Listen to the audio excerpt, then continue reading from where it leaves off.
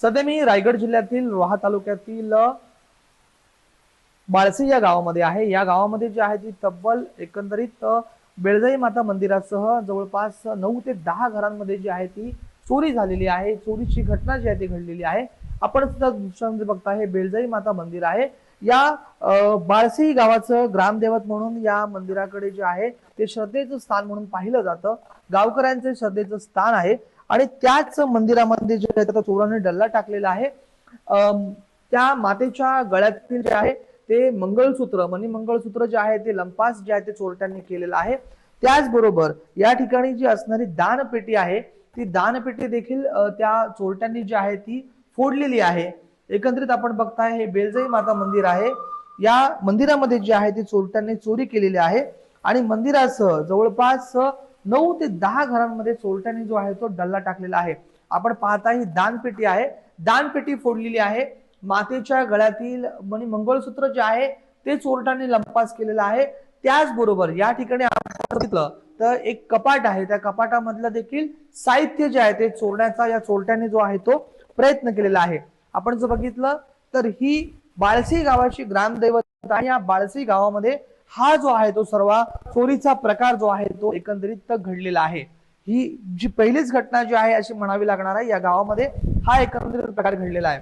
आपल्यासोबत काही ग्रामस्थ आहेत, त्यांच्याकडनं आपण या संदर्भातली अधिक माहिती जी आहे ती घेण्याचा प्रयत्न करणार आहोत।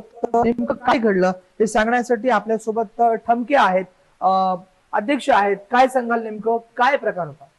आता माझं वय सुमारे 80 वर्ष आहे। हा, मी गावचा अध्यक्ष म्हणून काम पाहत होता आणि पाहत असताना गेल्या 80 वर्षामध्ये केव्हाच अशी घटना घडली नव्हती। कारण आमच्या बेळजाई माता जी आहे यांचा साक्षात आम्हाला भरपूर आहे। अगदी आम्हाला खाते आहे की असं काही घडलं नाही, घडणार पण नाही। हे केवळ घडलं फार वेगळ्या पद्धतीने घडलेलं आहे। हे रात्रीच्या सुमारास अशी चोरी घडलेली आहे। नेमकं ठमके सर काय काय चोरीला गेलंय? गळ्यातील गंथन गेलेली आहे, नथ होती आणि दानपेटी जी होती, दानपेटी फोडून ते दानपेटीचे पैसे नेलेले। आपण जर बघितलं, तुम्ही ग्रामस्थ आहात इथे, ही प्रथमच घटना म्हणावी लागेल अशा पद्धतीची ही जी घटना घडलेली आहे एकंदरीत। तर पूर्वी कधीही आम्ही न ऐकलेली गोष्ट आमच्याकडे घडली, त्यामुळे आम्ही बेसावध होतो। आमच्या गावातली काही जी लोक होती ती लोक जे आता पावसाळा दिवस असल्यामुळे कोण शक्यतो बाहेर निघत नसतो आणि 2-2:15च्या सुमारामध्ये ही घटना घडलेली आहे। त्या घटनेमध्ये गावातून फेरीवाले वगैरे येतात, आम्ही त्यांना रोखण्याचा जास्त प्रयत्न पण करत नाही का ते लोक येतात। कधी कधी आम्ही त्यांना काय उठवलं केलं पोलीस स्टेशनला जाणार, तर मग पोलीस लोक कधी आम्हाला काहीतरी बोलणार, त्यामुळे आमची घरची कुटुंबाची माणसं बोलतात ह्यांना काय रोखू नका। आता त्यामध्ये काही चटई विकणारे असतात, काही हे करणारे असतात। एकीकडून हा प्रकार घडला असं तुमचा आरोप आहे? आमचा अंदाज एकीकडून प्रकार घडला। आता हे मला असं काय मला वाटतं, माझ्या साईडला पण घर पाहतात आमची बंद असतात, म्हणजे बाहेर मी झोपतो, मी बाहेर झोपतो आणि ते पाहिलं असं त्यामुळे माझ्या साईडला आले नाही साईडला।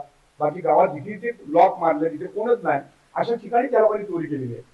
इथे पण काही 2-4 दिवसापूर्वी चोरी होण्याच्या 4 दिवसापूर्वी एक चटेवाला ह्या आला होता, शेतामध्ये माणसं लावत होती, त्याला पण पाठवला, पण त्याच्या डोक्यात आमच्या विषय नाही का तो चोर आहे म्हणून। तर असे लोक येतात, म्हणजे अंदाजे आपण म्हणू शकतो। काय सांगाल, मंदिरासह 9 ते 10 घरांमध्ये चोरी झाल्याची घटना समोर येत आहे। 9 ते 10 घर जसे आपण बोलत आपलं एक घर माझा सुद्धा आहे, मी मुंबईला असतो राहायला।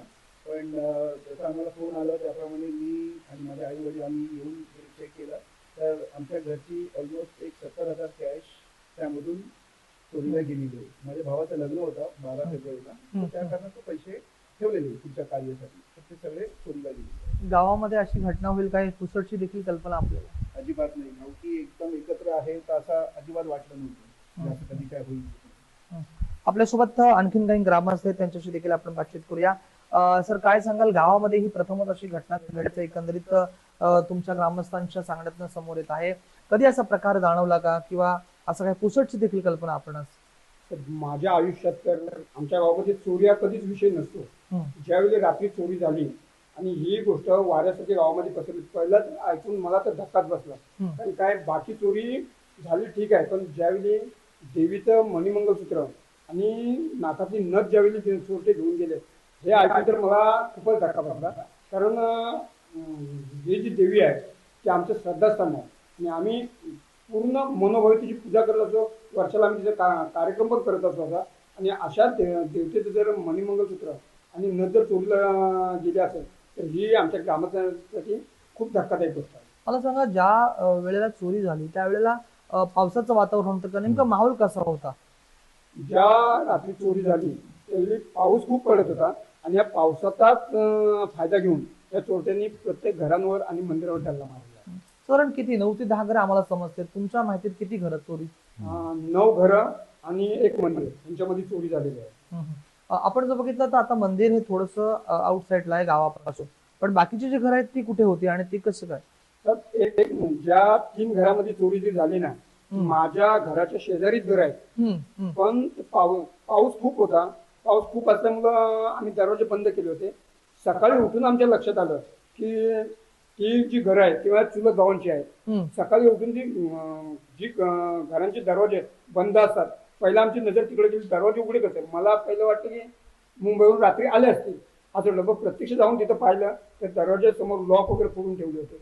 त्याच्यानंतर मग आम्ही पोलीस पाटलांना फोन करून सांगितलं किंवा गावात अशी घटना झाली.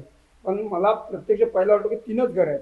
पण नंतर आम्ही गावामध्ये थोडंसं पाहिलं तर 9 घरं फोडली होती आणि ग्रामदेवतेचं मंदिर फोडलं होतं. काय म्हणजे चोरांनी चोरी करताना काय शक्कल लढवली? कशा पद्धतीत ते जे लॉक आहेत ते उपकले किंवा काय कसं पद्धतीत काय नेमकं?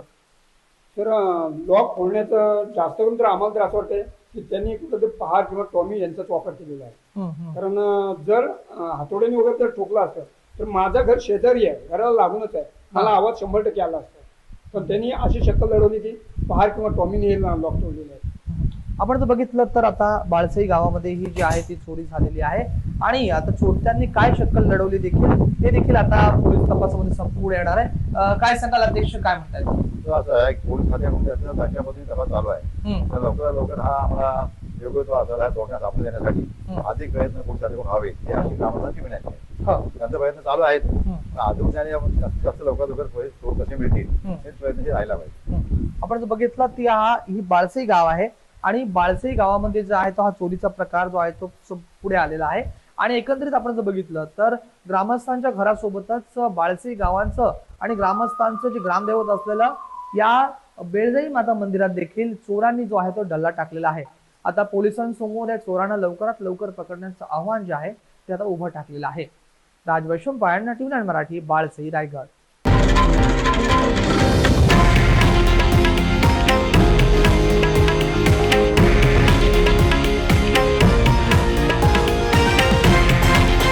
हे आहे देशातील नंबर 1 न्यूज नेटवर्क आणि आपण पाहत आहात TV9 मराठी, एकमेव.